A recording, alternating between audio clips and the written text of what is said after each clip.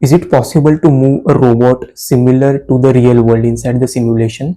That's possible using the Gazebo plugins. Okay, in the previous video we discussed about what is Gazebo and all those things, but Gazebo is capable to mimic the hardware. So plugins are nothing but where we mimic the hardware capabilities so that the robots can sense, and also has the capabilities where the real robots also has, like a sensor, also the driving of the robot, then the camera. Likewise, the robots can move inside the simulation. So first of all, we will just go inside the VS Code so that we are able to see how the plugins are written and which plugin is used for what particular task.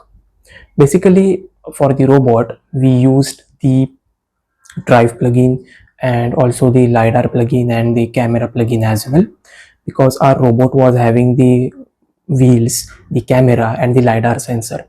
If we go inside the .gazebo file, we have added the plugins here. So this is the lidar plugin that we have added. Then what we have the drive plugin, which is responsible for the driving of the robot. Lidar plugin was responsible for the scanning, that is the mapping, and the lidar rays are thrown in order to get the distance and map the environment accordingly. The thing is about the camera. So the camera is used in order to visualize, right? So that's the thing. So we have added the camera plugin as well. So this was about the Gazebo plugins part, how we have added inside the .gazebo file. Now if we want to just run and see how it works, then we have to open our terminal, open the workspace cd, and then the mobile robot workspace. So we have to go inside our terminal and open the workspace. So we have to type cd mobile underscore robot workspace, source the workspace, setup.bash. Then we have to open another terminal in order to just get the teleop, because we have to drive the robot. That's the thing. So here we have to type ROS to launch, package name was squarebot min underscore description. Then the launch file was, actually I made a new launch file and it will be named as myrobot.launch.py. Okay, this is a new launch file I created in order to merge the Gazebo and RVs together so that we don't have to use separate launch files. So that's the thing. This is our robot inside RVs too, and this is our robot inside Gazebo environment.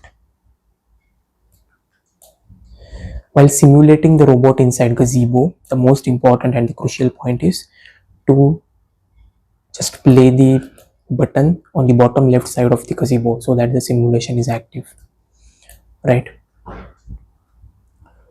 So in order to visualize now, because we have added the lidar sensor, but there is no rays visible because we have not added any kind of obstacle. So I'm just selecting the shapes, and here in RVs2 we can visualize that the lidar frame is coming, right? So that's how it goes. So lidar is working. We can also see the camera feed is here on the bottom left side of RVs2. Also, in order to make the movement, like move the robot, you have to type out ROS to run teleop twist keyboard in order to run the robot.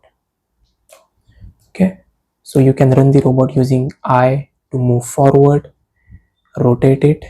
In RVs2 the frames are moving because the fixed frame is selected as base link. Just convert it to ODOM and it will start moving correctly, right? You can also see the camera is moving.